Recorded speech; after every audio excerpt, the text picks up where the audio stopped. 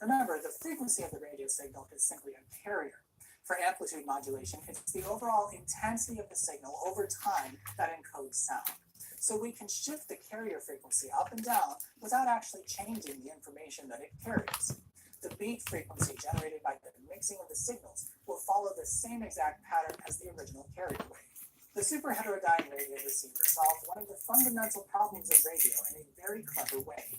It proved to be such a good method of isolating frequencies that it became the de facto tuner design for many decades, continuing into the television age and through the transistorization of radio. Though these days, tuning is largely done with software.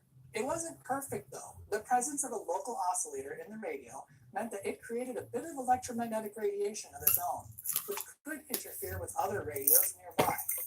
To be fair, nearby usually meant within the same room, but it's only fair to say that there were downsides to this approach.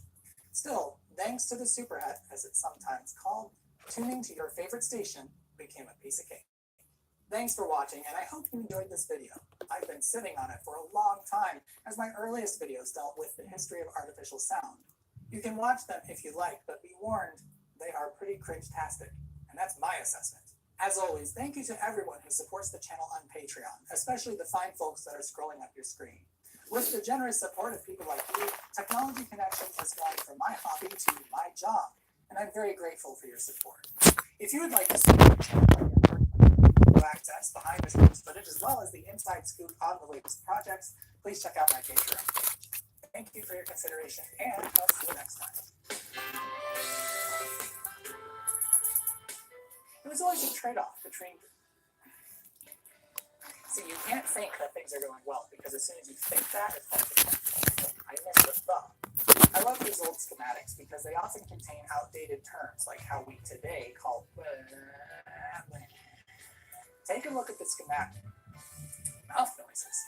We need to restart. And one is playing a 400 Hertz tone, and the other is playing a 401 Hertz tone. The wires aren't hooked up yet, so you're going to know I'm faking this. Because there was a discrepancy. I mixed my temp. Seriously. Move this over.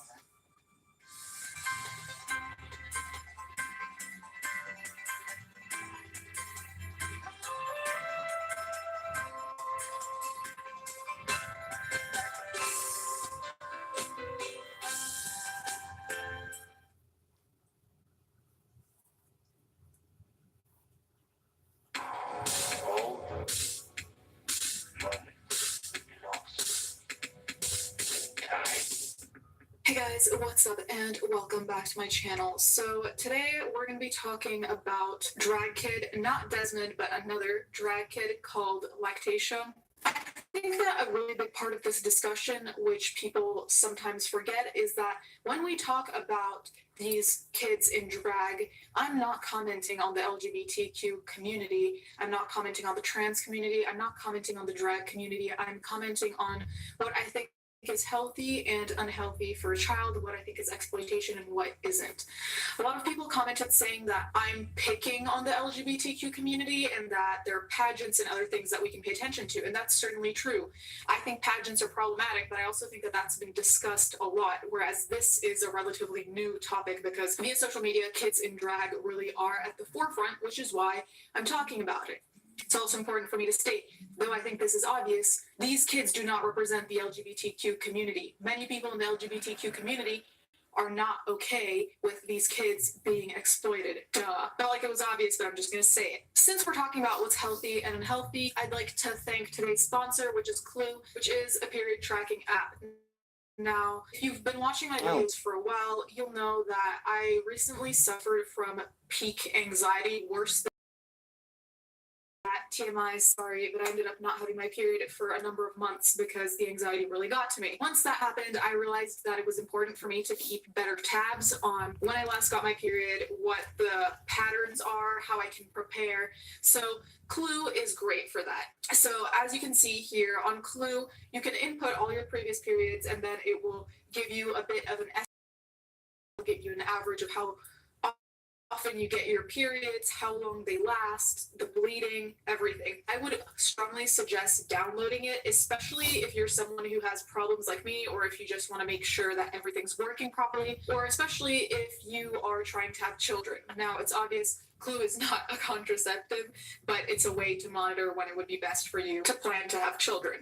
So you can download it by looking up Clue or period tracking app in the App Store, and it's entirely free. Another interesting thing with Clue, which I think is really useful, is that you can track changes in your skin, hair, energy, cravings, and moods, which is really important for a lot of people, me especially. And then Clue also understands how birth control affects your skin, your moods, your periods, and cramps. So it's a great way to overall keep track of how your health is doing, especially if, like I said, you have problems like me or are looking to get pregnant. Anyway, if you are interested in that, I will leave a link below in the description and you can check it out. Let's get into the topic at hand, shall we? If you've been on Twitter, you most likely have seen this picture that is somewhat viral about Lactatia, this 10-year-old child who's actually called Nemes, who is posing with a naked man. Well, I don't know how many years on this earth I got left. I'm gonna get real weird with it. I'll include the picture here. This picture has since been taken down from Nemes's account, as far as I understand. There was an article on Daily Wire that I saw that had the picture, but now it says this photo or video has been removed from Instagram. There's this article from Huck that's titled Queen Lactatia, What Life is Like as a Child Drag Queen. We need to talk about Nemes. So Lactatia is the name that Nemes chooses to go by, or at least when he's dressed up. In an age defined by identity politics, the debates surrounding child drag queens are some of the most contentious. To critics, the subculture represents the abasement of youth and everything they consider normal.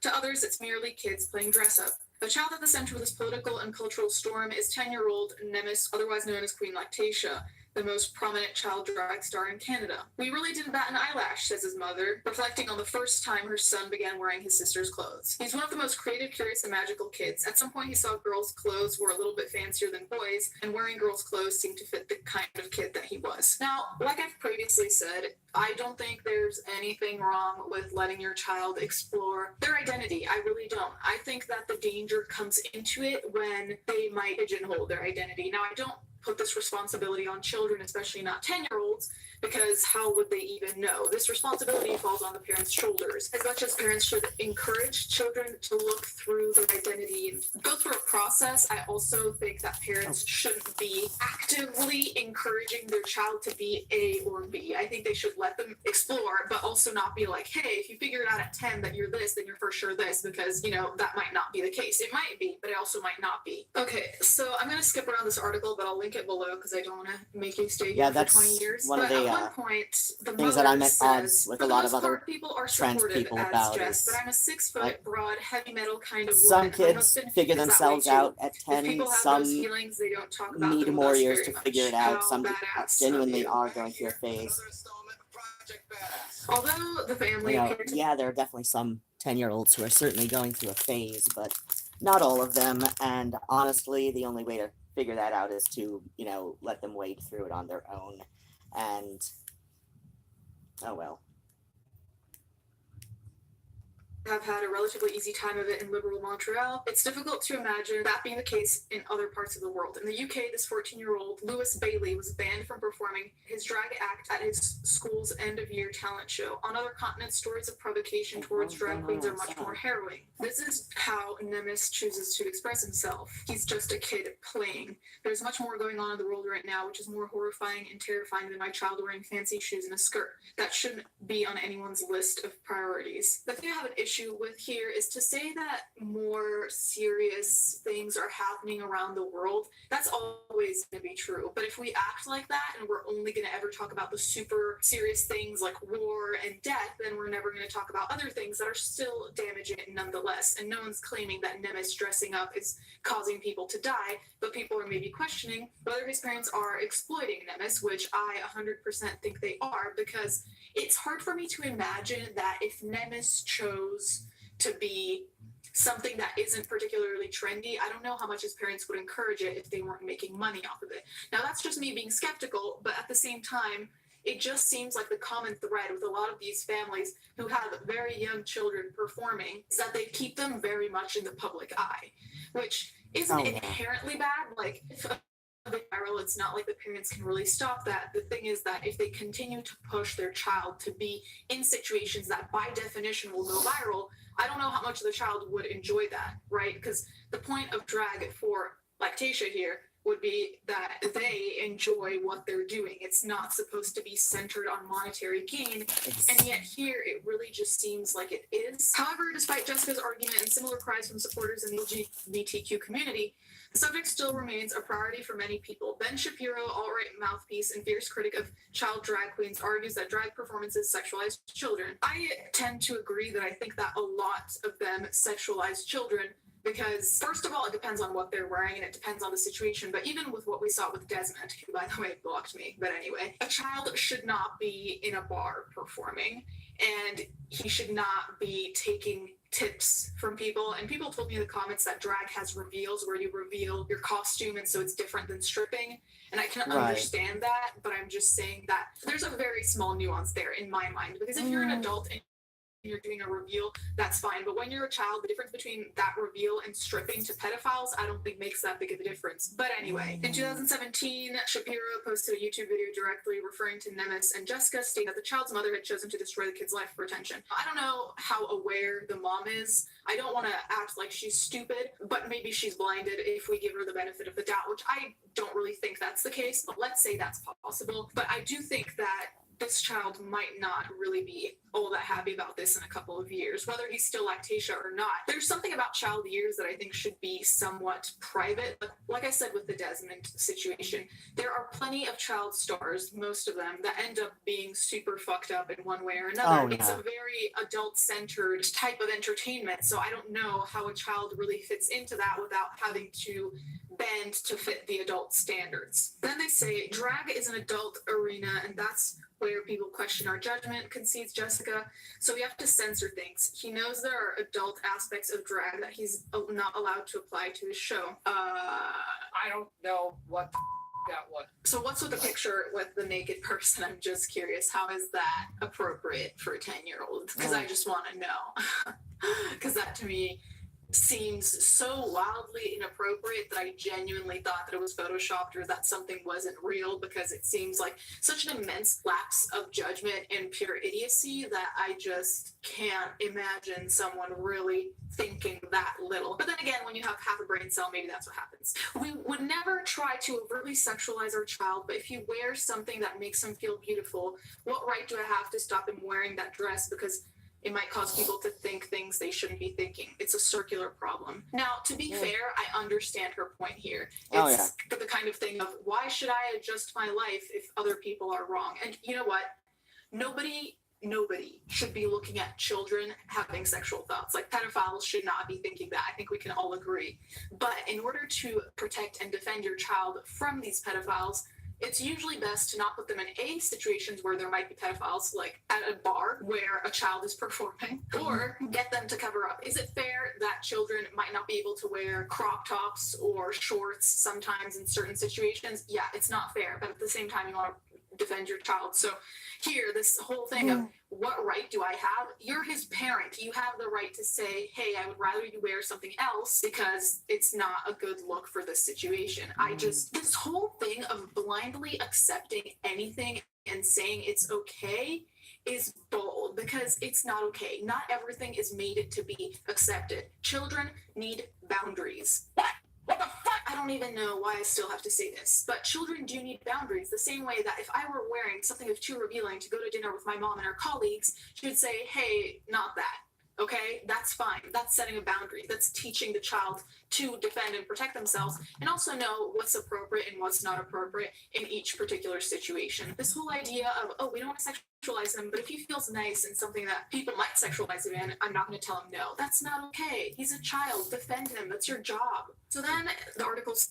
That's one of those topics where I can easily see both, prominent arguments of, this doesn't necessarily need to be sexualized, clothing like a crop top, and I also see, the side that wants for some kind of decorum around certain situations where you wouldn't necessarily want to wear something revealing. And I don't think it's necessarily because it's sexualized, but because, it's just not appropriate to the occasion. Like if you're going to, an actual like 4 or 5 star restaurant, like we're talking like better than Olive Garden or Red Lobster or something.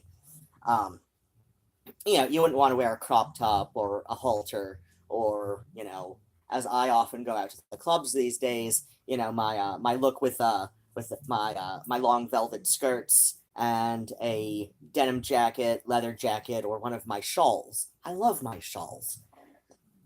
But yeah, I wouldn't want to wear that to a 5-star restaurant. I wear that to the nightclub. And it's not because, my club wear is too sexual or whatnot for a 5-star restaurant. It's that, a 5-star restaurant, begs for, this style of, begs for a different kind of dressing up. And I mean, yeah, it's kind of one of those appeal to tradition sort of arguments that, may or may not be fallacious depending on what traditions we're talking about. But it's also one of those traditions that's not going to change right away. And honestly, I don't feel like I'm the person to wage that battle. Says drag shows are, by their essence, adult-themed arenas characterized by body humor and sexual references. In their rawest form, they probably aren't the most suitable place for a 10-year-old to be hanging out. Well, shit, they figured it out. Conversely, however, all drag queens have to start somewhere, so why not under the supervision of his parents in a controlled environment? What controlled environment? If there's one thing I hate more than the mafia, it is a liar. I wish the mafia would go out and kill all the liars. Bury him in my yard. And I wouldn't tell the cops a thing. Not that I would be lying per se, but I would just get really quiet all of a sudden. This kid has been in viral videos. This kid posed with someone who was naked. How is this in any way controlled? Like, I'm sorry, this seems like the least controlled thing. This seems like parents who aren't really putting their child before the paycheck. This doesn't look good. It really doesn't. I'm sorry, even giving the benefit of the doubt. Come on. This obviously is not the fault of the child. It just really comes down to parenting. The thing that really bothers me is that it's like they're taking responsibility, but as soon as they take responsibility, they take a couple steps back and say, oh, well, he's allowed to do things because he's free, kind of like the sexual thing of being like, we don't want him to be sexualized, but also if he feels nice in something that would be sexualized, we're not going to say anything. So it feels like they're saying a lot and saying nothing. Like everything they say seems to cancel out something else they said, so we're left with a big fat zero. So I don't really know what to make of this. To me, it seems like another situation that's similar to Desmond is Amazing. And as much as they should explore their identity, I don't think that doing it in this fashion will end even in the short run, maybe. Anyways, guys, let me know what you think about this. Let me know what you think about drag kids generally. Thank you guys so much for watching. Thank you to my patrons as always, and let's get right into the fan art.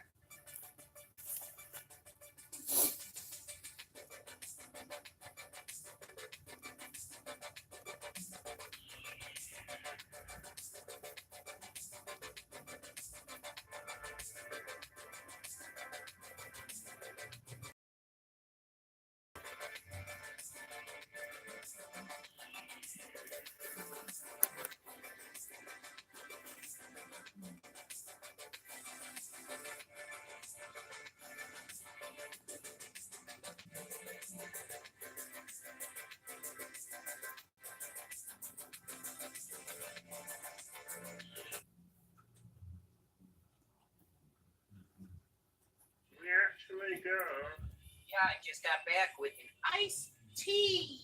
What flavor's the iced tea? It's lemon flavor. Oh, that's nice. All right, we're doing R/1 job.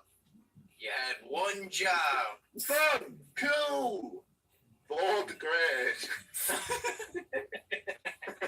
4th grade.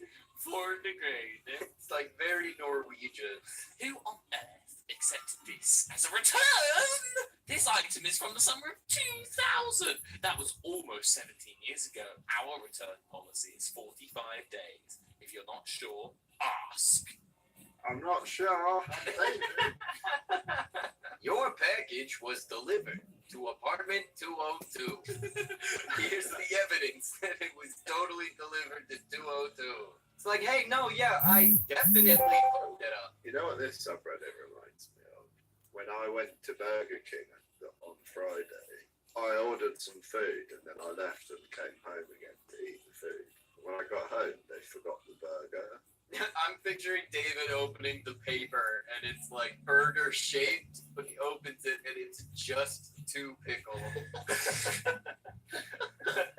Just, oh, god damn it. But in my case, they forgot the main part of the burger and the subsidiary parts of the burger. Step 1, cook a burger. Step 2, give me the burger. You missed a step here. Open App Store. It doesn't look like you have an app named App Store. If you'd like, I can help you look for it on the App Store.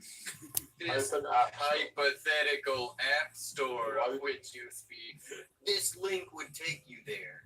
If it exists. Bananas. This one fucking kills me. 29 cents. Bananas by the each. Yes, are these bananas by the bunch or by the each? How many bananas are there? It's like 30 eaches of bananas. And that's 30 eaches. Yeah, I'd say $29 for the whole munch. If you want a munch of bananas, it's a different story. We're talking eaches. You know, like when your one job is to put Braille on a sign, so you just kind of print it on there. It's just not raised at all. It's like one of them things where at the bomb disposals going on, you keep getting shots of him wiping his brow, but it's actually just a blind man trying to read a flat bit of cardboard. Just god damn it, what are you trying to tell me? Dun dun dun dun dun dun. What the fuck is this? Hey. You want to ride the bus? I'll take you where you need to go. I'm a bus face. You can trust me because I'm on a Hello, bus. Merlot. You want to go downtown, Yes, sweetheart. up on the bus, up on the bus face.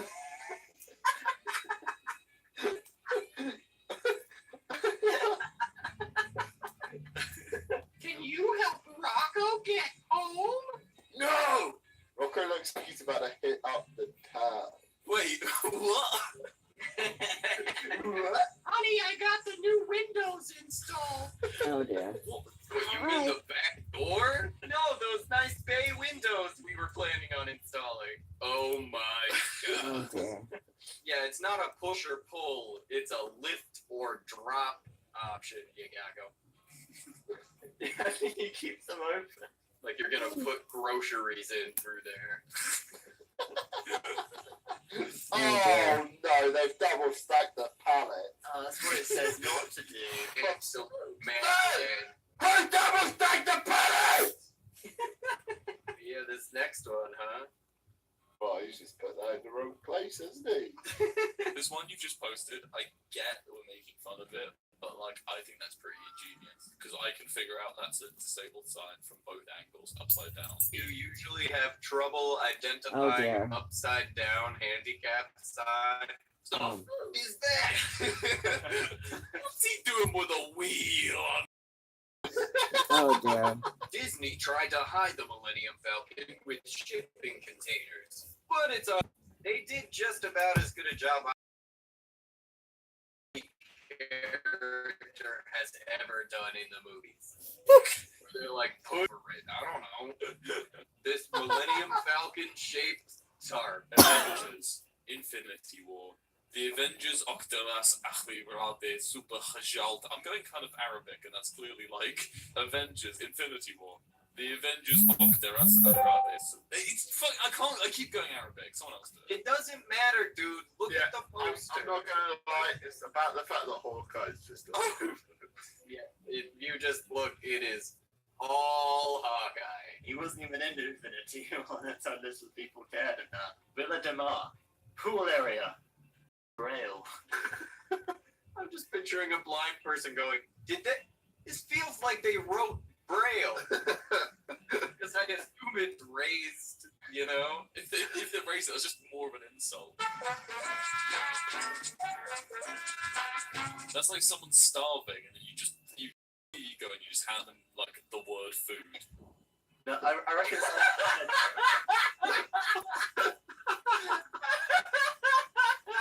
Hey, Santa, I'm being a good girl. Please stop. Frosty's got a big old carrot for you. Oh dear. That That's- girl looks big. That's They printed it the wrong wow. way. Stupids. Roses are red, violets are blue. Come on down to Nald's McDoo. How about I Manald's McDon't? They don't feel like it is, but it Manald's McDoo. Dog, cat, moo. Wait, take another look at that picture. Like they have like an icon representing the animal. So the dog is like a dog paw print, the cat has a cat paw print, the chicken has a horseshoe. This next one, I was like, God, these people park it sucking, but these people suck it. Yeah, I really just stroked out for You don't want the job, boy. this picture's making me have a stroke. That's what's happening. When it's your first day on the job as a line maker.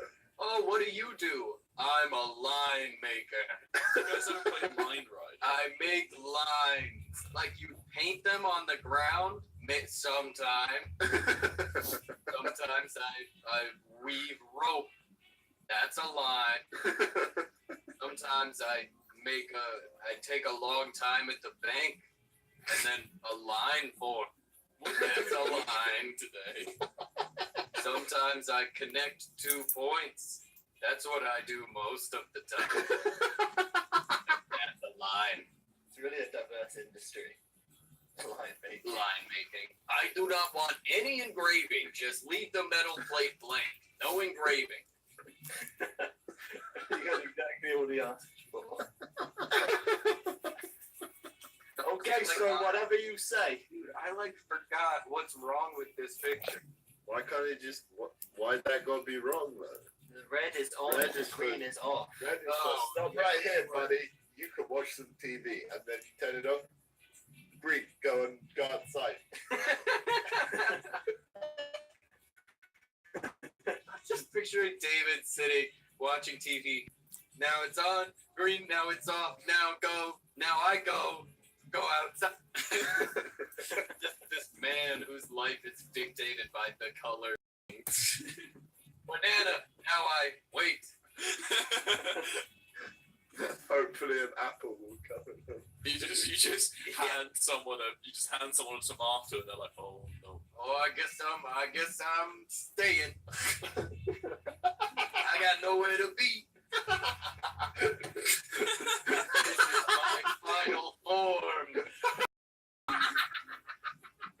Final evolution. Oh my God. I'm listening up my ass. It's what I do. Anyone want to see a dead body? Happy belated birthday to Pitbull, sorry. Oh my god, this Twitter account had one job. Just an account that's job is to wish Pitbull a happy birthday, and it's late. Oh, it's Pitbull's birthday today. I'm not kidding. Mr. Worldwide! Pitbull, if you're listening, It's happy birthday! Pitbull, I know you're a big fan, so I wanted to draw. Tonight, President spokesman says he can't speak for the president. Then what do you do? His When you mic. need some spokes, I get them. You need spokes? I'm your man. Follow us to quality parking. Mr. Worldwide. What do you think Pitbull's doing right now? Slowly dying. Reebok. And again, aren't we all? You know what people who never go outside need? Trainers. Yeah, they really needed a line maker for this. A professional line maker. Oh dear. Amateur line maker. It was the line maker's apprentice. The line maker's apprentice is just Nicolas Cage showing people how to make lines. You put some of it here, and then some of it over there, and that's a line. A, B, line, that's a line. Slide closed. It's not really slide closed, just like exit closed. You just climb back up. Exit's out of order. Yeah, Get back on the slide's top. fine. Why is the slide closed, can I ask as well? Why did they close it? Because that's not even a temporary closure, that is bolted on. There's a You badge hit the in bottom there. of the slide, and then you turn around to climb out, and you see them closing the top of the slide. And then two dudes just unbolt the slide and carry it away. And then a van pulls out with a new slide, 8-inch collapsible frying pan. Spanish, Spanish, Spanish, Spanish, Spanish, Spanish. Spanish, Spanish, Spanish. Spanish, Oh, God. Spanish. Spanish, Spanish, Oh, Spanish, dear Spanish. Lord. I'm just picturing the Lion King shit. Brother, God, don't long live the king, and then just squeak. You don't matter, give up! Will checked out like 20 minutes ago, and we're out of pictures anyway, so let's get the fuck out of If here. there's any message we can take away from this video, it's performance. It's help me find my band. I can't find them. If there's any message I want you to take out of this video, it's happy birthday, Pitbull. Happy birthday, Pip. Happy birthday, Sorry, can we do a quick rewind? Mr. Worldwide.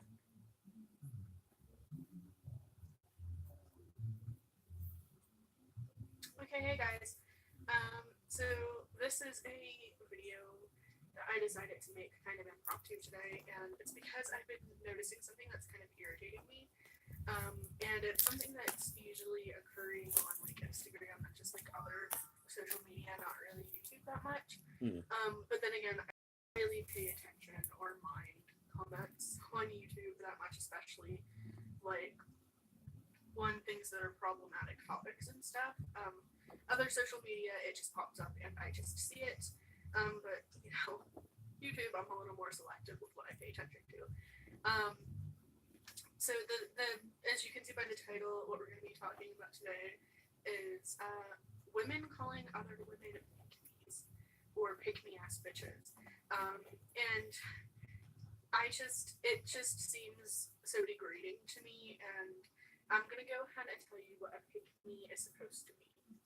Now, I've gotten into conversations with people about it before that try to make it sound like it's supposed to be, you know, like it's supposed to have a much bigger meaning than what it's actually used for. And, you know, they try to make it sound like it's not a degrading term, and it's not a term that women use just because they dislike other women and being disagreed with. But I'll tell you my thoughts on it. Here we go. Here is what a pick-me is according to, I turned my volume down instead of my brightness, I'm sorry guys. According to Urban Dictionary, a pick-me is a person who begs for the attention, acceptance, and approval of a certain group in different things they say. In most cases, it's to attain the attention, acceptance, and approval of the opposite sex. And it's actually funny that this is like a definition of a pick-me. Just listen to her. Someone who enjoys and finds empowerment in doing things that make. So Wait, what? if you find happiness in making your significant other happy, you are a pick-me-ass bitch. Oh god, that makes no sense. But the first definition is more what. And then we'll look at the second top definition. And here we go. A woman who wants the attention of the opposite sex or same sex so badly she'll throw her fellow woman under the bus. Internalized misogyny at its finest usually starts her sentence with, "I'm not like other girls." Now, in that my sort. time of being aware of the term pick me, I've seen so many people being called pick me's to females, and I've even been called a pick me.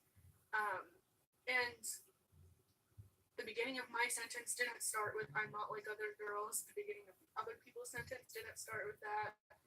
No one's sentences really started with that. I've never seen somebody called a pick me and also start their sentence with that. Maybe that's how it started, but that's not the majority. I don't really see people saying that a lot.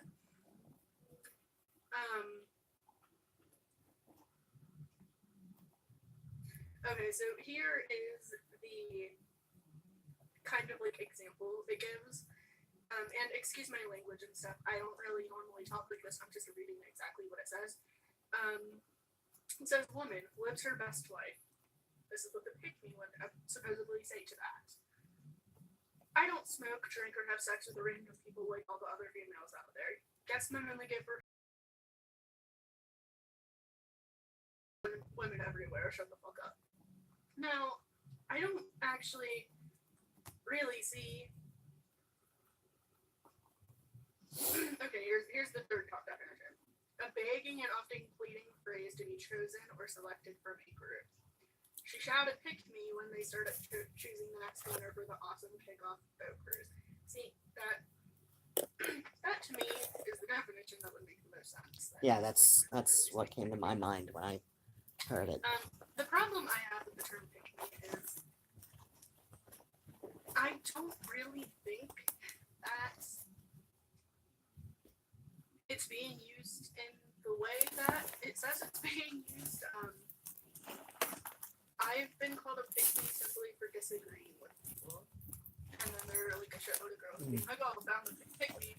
And it's like, no, I just have an unpopular opinion. I happen to agree with somebody. I need to get the rest of my safety And if you pins. happen to agree with somebody who happens to be a male and the rest of the majority of the females disagree, then you are a pick me. You're trying to get his attention. And I don't like, that's just it's stupid. I don't see how it makes sense. I don't understand. Like, maybe some women really are like that, but in my experience with people being called pick me, it's not really the case. It's just a bunch of other women attacking a woman for not agreeing with their morals, their viewpoint, and their ideas. It's usually a man saying something and women getting offended by the man saying what he said or doing what he did. And Son of a one bitch. woman out of maybe 5 or 6 were to speak up and be like, "Oh, I don't see what he did is that bad." And suddenly she's the pick me. She's just looking for male approval, and it sickens me that that's how disagreeing is looked at. And my God, I've always said it. The world would be such a boring place if we all agreed. And I just don't understand. Stop calling people pick me ass bitches. Stop calling people pick me's. It just makes you look stupid. And one of the definitions said we're the same sex. So calling someone a pick me is in itself kind of a very pick me thing to do, because you're looking. I'm just going based off of the definition. I don't actually think this, because I don't really enjoy the term pick me in general, so I would never call anyone a pick me. But if you are getting angry at someone for not agreeing with the rest of your fellow females and you're calling them a pick me, then by default you're kind of a pick me too, because you're looking for the approval of your other fellow females, if that makes sense.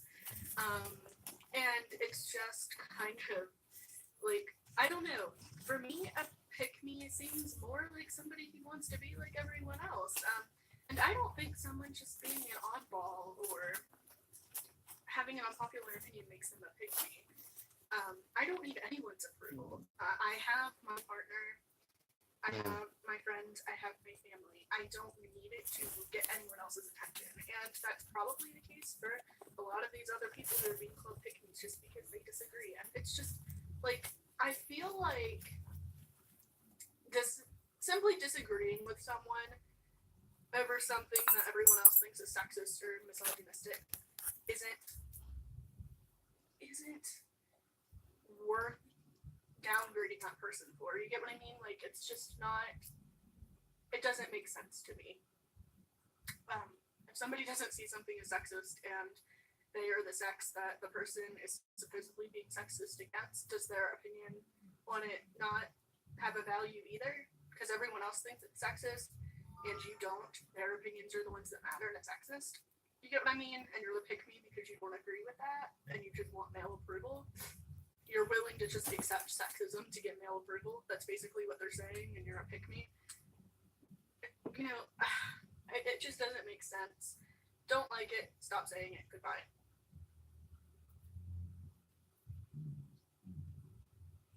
How y'all doing? Life in general always come back to making decisions. The one the good Lord wants you to make.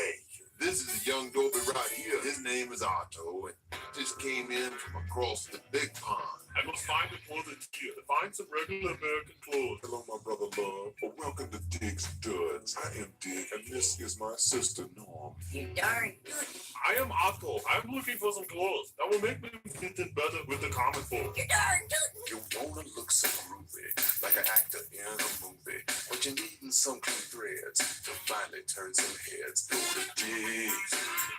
Come on. It's all the big. Go to Diggs. I feel somewhat like a goat on milking day. You will like these outfits on me? You darn good. Brother, you look fine. I must thank you for your help, Mr. T. Your honesty has overcome me. I was told in Sweden that the big city people would try to take advantage of my small town ways, but you have taken me to a place of special trust. Now, what do I make? You know, I do stand to make quite a few greenbacks on my Icelandic brother, but I'm not sure I can actually say he does good in those threads. Of course, with all the money, I could go down to Tito's pawn shop and get my 8-track back. I guess every dog has got to make the right choice sometime. I'm a man, I can't lie to you. Now, mind you, my store is the bomb. But I think a special brother like yourself needs to go next door. Oh, Dr. T, Doctor, you have helped me so much. Darn good.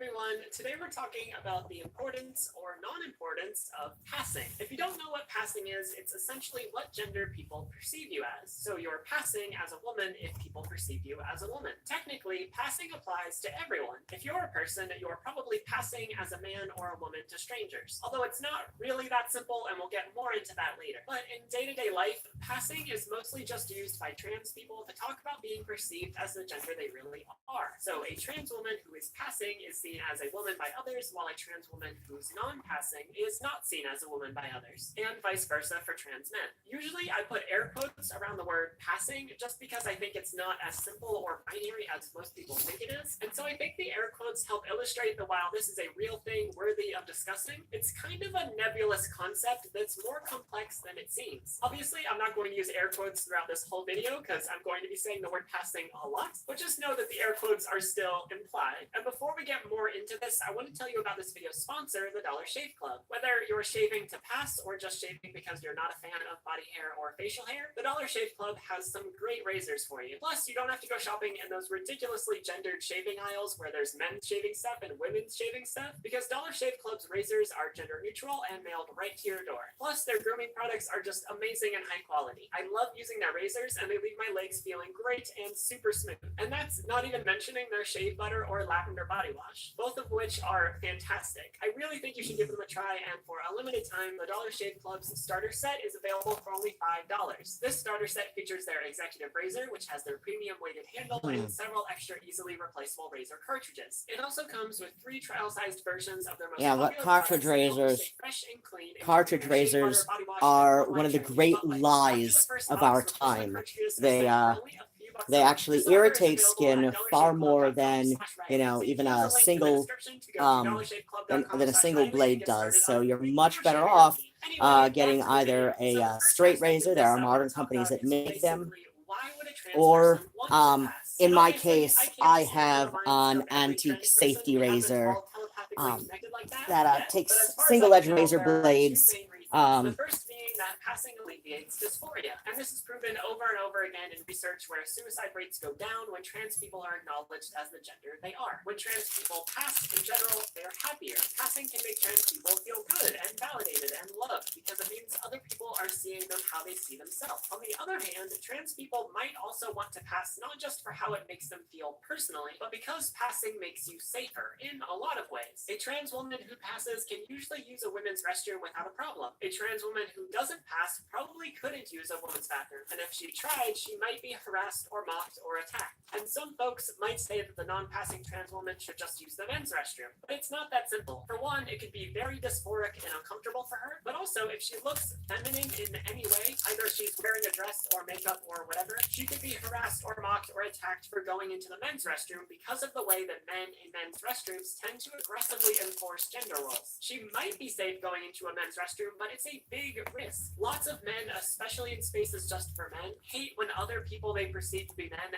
act or dress in a feminine way. So a non-passing trans woman who likes to express herself in a feminine way is in a situation where she can't safely pee in either bathroom, while a passing trans woman is more likely to have a safe experience. Likewise, a trans woman who passes is likely to be safer in most aspects of her life. Like all people who are perceived as women deal with some level of public harassment and lack of safety, so I'm not saying that trans women who pass are perfectly safe by any means, but non-passing trans women are particularly vulnerable. Trans women face outrageous levels of violence, and if it's clear to strangers that you're trans, for example, if you're a non-passing trans woman dressed in a feminine way, that can put you in even more danger. There's such a long list of reasons for this, from the way that men often enforce gender roles to the way that men are often violently afraid of being attracted to trans women, but that's a topic for another video. What you need to know here is that trans women who are visibly seen as trans are at a high risk of violence just for existing, and so passing can be a way to be safer, to avoid some of that violence. And it's not always that simple. Passing isn't the end-all be-all to safety as a trans person, and we'll get more into that later, but that's the gist of it. Trans people often want to pass for comfort, happiness, and their own personal well-being, while they may also want to pass simply so that they can navigate the world safely. Next, I want to talk about how trans people pass. This is different for every trans person, but I'll go over some of the most common things. For trans women, it's often a combination of taking hormones, facial surgery, bottom surgery, also known as genital reconstruction surgery, breast augmentation, and voice lessons. For trans men, it's often a combination of taking hormones, having top surgery, also known as a mastectomy, voice lessons, wearing packers, which are things you wear on your pants to make it look like you have a penis, and sometimes bottom surgery, also known as a phalloplasty. Non-binary folks, that is people who aren't strictly men or women, might take some or all of these steps as well, depending on what they want. Depending on where you live, the cost for all of these things can be enormous, like tens of thousands of dollars, kind of enormous. I think in mainstream media, we tend to think of passing as flipping a simple switch. You get a sex change, and all of a sudden you're a different gender. But it doesn't work like that. Medically transitioning is often inaccessible to a lot of folks, either because of the huge price, or because of a medical condition they have, or a fear of surgery, or other risk factors that could complicate taking hormones. And even for those who can access the services they need, medically transitioning can be a long and slow process. Nobody passes overnight. It very often takes years from the point someone comes out publicly as trans to the time they can pass. And in the meantime, there are a lot of times when trans people kind of pass. And I think that's a really important time period to talk about, because I think it illustrates really well the idea that what gender people are perceived as is not as clear-cut as so many people think it is. I mean, so many trans people exist in this in-between space where sometimes they pass and sometimes they don't. And even for the trans people who pass really well, there will still be trans folks who will overanalyze every part of them and try to find reasons to not believe that they pass. What I mean by that is, like, even if as a trans person you pass 100% of the time to strangers, if a transphobe finds out that you're trans, it's likely that you'll stop passing in their eyes, because they'll now be trying really hard to see you as a gender you're not. Basically, passing for trans people is conditional upon who is perceiving them and what information they have about the trans person. And so the safety that comes with passing is also conditional. I just think it's important to recognize both that passing is a kind of privilege within the trans gives you some safety, and that all trans people face oppression regardless of whether they they pass or not. But for those trans people who sometimes pass and sometimes don't, I think the implications of that for like gender in general are pretty interesting. Because, I don't know, the societal norm seems to be that people think you can tell what gender someone is just by looking at them. But that's just so far from true. In the past, I've been called sir and ma'am in the same day wearing the same clothes, speaking in the same voice. What gender you're perceived as is so subjective. I mean, I even have cis friends who've been misgendered because they're, for example, a girl with short hair. So it's always weird to me when someone says like, I see you as X and therefore you are X and everyone else sees you as X. Because in my experience, that just hasn't been true at all. People will misgender me all day, every day on the internet, and then I'll walk outside in sweatpants with no makeup on and be called ma'am. Like, it's very clear to me that lots of people 100% think they have someone's gender perception all figured out when they're not even close. And that's important to know because it affects how we talk about passing. Just because you think someone is passing doesn't mean they always are. Just because you think someone is non-passing doesn't mean they don't pass to other people. This stuff is so subjective. I just need to point that out so that we're not putting these labels on people like passing or non-passing and then giving that no wiggle room for the variance in people's perception. So that's essentially an overview of why a trans person would want to pass, how they would go about doing that, and how subjective passing really is. But what I want to talk about next is, do trans people need to pass? And is that even the end goal for all trans people? Obviously, I believe that trans people do not need to pass to be trans or to be the gender they say they are. A trans woman is a trans woman regardless of what she looks like, end of story. But a lot of people don't feel that way, and I want to get into some of the arguments for that. The main group of folks that I've seen to make the argument that trans people need to pass is trans medicalists, often referred to as true scum. They're basically people who believe that all trans people need to have like debilitating dysphoria to the point that they'll die if they don't have surgery and hormones and stuff as soon as possible. These folks aren't accepting of non-binary people and they enforce a very outdated binary view of transness. To me, this perspective seems to come from like a cisgender understanding of what being trans is. For so many queer identities, when they're first brought into the mainstream, they're heavily medicalized. Being gay was listed as an illness in the DSM until 1987, and being trans only stopped being listed as a disorder in the DSM about 5 years ago. For cis straight people, medicalizing queerness seems to be one way of being able to understand it while also keeping it super separate from them. While being gay is largely no longer seen as a mental illness, at least in the US, and even then not by everyone, lots and lots of people still think of transness as a mental illness, hence the popularity of the trans medicalist point of view. But I'm really hoping that one day we'll get past that and we'll see that being trans is just another way of existing. Gender dysphoria, we don't say they have an illness. Their body is just different and needs a little help to function at its optimum level. So if someone's body But it is a making the disability. wrong hormones or they aren't comfortable with their genitals, I don't see why we'd call that an illness. They might need some treatment, but that doesn't mean there's something mentally wrong with them. It doesn't make you sick to be trans. It just makes you different from cis people. And there's nothing wrong with being a little different. And even though most trans people experience some level of gender dysphoria, not all of us do. Being trans is an identity. It means you aren't the gender you were assigned at birth. Gender dysphoria is a medical condition that requires a specific level of discomfort over that misassignment, and not everyone who is trans meets that threshold to have gender dysphoria. Some people just don't give a shit about their gender, even if it was assigned wrong at birth. They're still trans, because the second we start gatekeeping the trans community and saying you must have this much gender dysphoria to ride this ride, it just becomes arbitrary and it defines our identity on the pain and discomfort we experience, which seems like a bad way to define ourselves. And so it's these trans medicalists who hold what I would consider to be some very anti-trans views, like saying that trans people need to pass, because to them,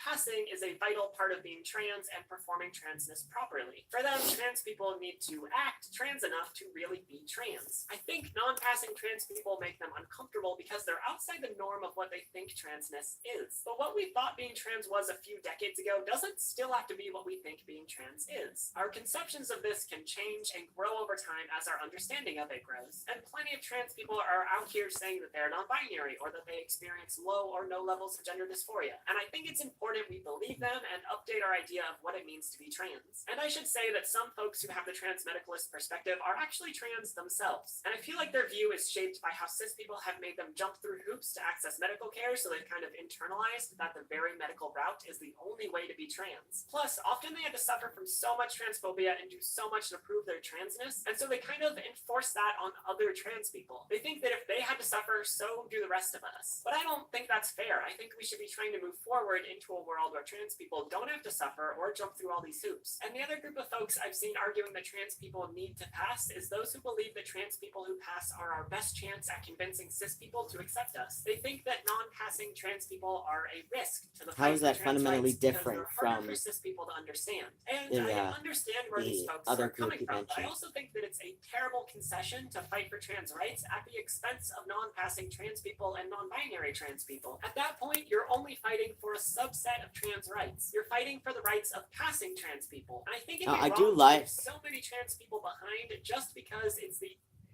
I do generally agree with Riley Dennis, maybe about 3/4 of what she says. So about 75% of the time, I definitely agree with her viewpoint. I just brain farted on her name, Riley Dennis, right? But like there's this part here where she's saying that and then there's this other group, and then she describes something that does not seem to have any fundamental difference from the previous group that she'd mentioned, and she's one of those fairly prominent trans people who I really want to like her more than I do. Of course, then there are people who other trans people I know who think I like Richard O'Brien more than anybody should, especially anybody trans. And the way I see it is, like, first off, Richard O'Brien, while there has been a quasi-activist-like angle to a lot of his work, especially Rocky Horror Picture Show, at the time, like, even the play version came out in 1972, 73, in London's West End. At that time, it was so radical, it had no choice but to be, political by default, whether that was his intention or not. So, but he hasn't made his career out of actively engaging with politics and philosophy. He is first and foremost an actor, playwright, composer. He's first and foremost an old school West End theater queen. So when he says harmful stuff, it carries less weight than when somebody who also is non-binary and trans, but has like Kate Bornstein, and Kate Bornstein has said some disgusting things that I think people only give her a pass on because she's the entire trans community's self-appointed anti-Kate and Auntie-Kate. So and I'm just like, no, she's fucking stupid, and she has heard from so many people that what she just said was harmful, and people have put it very clearly and in sometimes the most politest terms, but she doesn't agree with them, so she blocks them on Twitter and then throws herself a pity party because everybody's so mean to Auntie Kate. And I used to like Kate Bornstein a lot more than I do now, and that's because she has taken this performance artist / activist angle to some very harmful points, and because she has been explicitly defining part of her work as activism for basically her entire career, since Gender Outlaw, probably before. I forget when she started doing performance art, but yeah, activist has been first and foremost part of her career identity, since Gender Outlaw. I know she's been doing performance art since before then, but yeah, she's and probably considered herself a political, socio-political activist before she published Gender Outlaw, but yeah, like, so she's centered activism as a part of, her career path, for so long, for about 30 years now, that that when she says something harmful, it carries more weight to it. So, and and yeah, if you don't see how Gender Outlaw itself, like the book, and I'm not talking about the follow-up book with, essays from like a dozen or so other people, including Raven Caldera. I'm pretty sure Raven Caldera is in there, and I love Raven Caldera. I do. But he knows full well that his experience is not every trans person's experience. It's not even every intersex person's experience.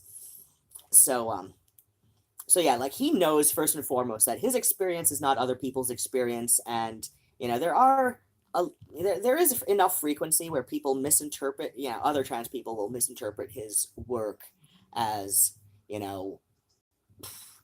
judging other trans people, but he's pretty clear, at least where I'm sitting anyway. Whereas, he's always pretty clear that, this is my path, and yes, my, child, will still call me mom because, that was the relationship I had with this child, and, and that he's relaying that, like, that's an old essay on his website. I don't know if it's still up on his website, but when he was, when he's referenced that, when he wrote that essay, it seemed very clear to me that this was, him talking about his own personal life and the personal choices that he and his family have made, and then he passes the question on to you, is like, how do you want to be called when you're interacting with members of your family? Like, what is your relationship to this member of your family, and do you want it to change? Do you think it should change? Do you want to have this discussion with this family member about how it could change, if it is necessary to your well-being? He's it's very much like, when, the old storyteller kind of tradition, and, because he is a pagan writer as well. So, and there's this storyteller tradition in pagan cultures. And, to a large extent, it's passed on, into, the Christian age, where, somebody tells this story about their life, and, they, to, a group, and, the group learns from the story, not just about the person who's talking, but the conversation that goes on afterward. And I see Caldera very much from that, sort of a line of thinking, whereas when Bornstein does it, it's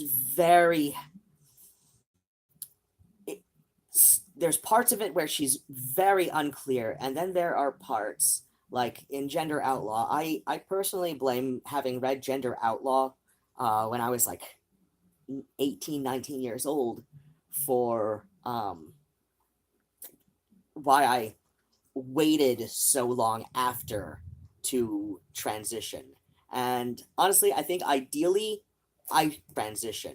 And honestly, I think ideally I probably ought to have transitioned about 5 years earlier, because I probably would have done far fewer stupid things. Like, I would have gotten my thumb out of my ass a lot sooner, if not for the fact that, I mean, and, yeah, my life is as it is now, and, I can speculate on this, but, I can speculate on, why, certain things happened, but, short of time travel, we can't know for sure, can we? But yeah, like, there's just this tone to Gender Outlaw that I honestly think that, that's something that she never really discarded from her past as a Scientologist. Yeah, she's also an ex-Scientologist, so, and I've been watching, the Leah Remini docu-series about the Scientologists and all that, and, I do see that sort of, kind of, quasi-hypnotic sort of thing that they're really big on, at least with those who are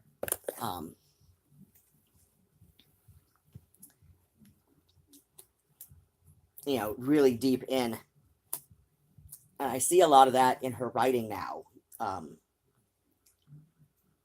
that you know, on one hand, she'll talk about how the Scientologists are, you know, a fairly evil organization that, you know, since